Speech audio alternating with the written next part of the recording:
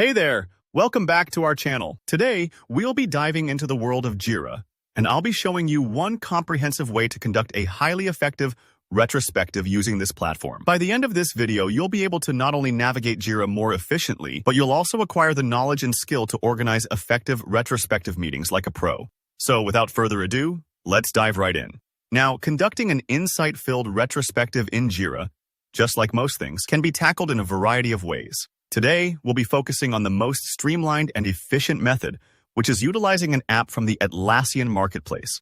These apps are designed to provide a guided, structured retrospective experience right within Jira. Our options include retrospectives apps like Easy Retro, Retro for Jira, and Agile Retrospectives for Confluence. These are great as they can really simplify and streamline the process for you. Once you've selected and installed your retrospective app, the next step is to create a retro meeting. How do you do this? It's pretty straightforward. Usually, these apps provide a specific retrospective issue type or a dedicated board menu item to kickstart a new session. It's like booking an online conference room where your team can gather around a virtual board to brainstorm and reflect. Now, let's discuss the part where you actually run the session. Remember, as a facilitator, you're not preaching, but guiding. The app's job is to support you in this facilitating role by leading participants through the standard stages of a retrospective. Let's break down these stages. Initially, we have the brainstorming stage. This is where your team members will privately submit anonymous suggestions in the form of keep doing, stop doing, and start doing cards.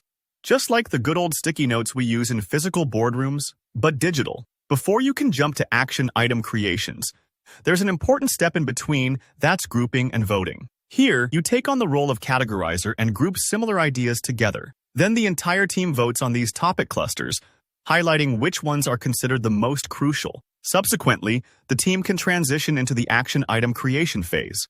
Here, ideas that received most votes are converted directly into actionable Jira issues. Could be tasks, subtasks, or bugs. You'll also assign them to team members and set deadlines. Remember, the purpose of a retrospective is not just to reflect on past performance, but also to plan for the future. And Jira's action item creation feature allows that to happen effectively. Once the retrospective meeting is done, you and your team then starting working on the action points identified.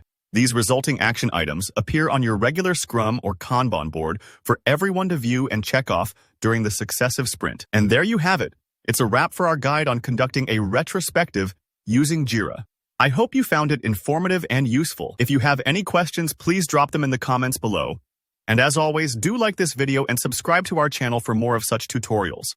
We greatly appreciate your support. Remember, every like, every comment, every subscription motivates us to help you better. So, until next time, remember, stay agile and keep improving.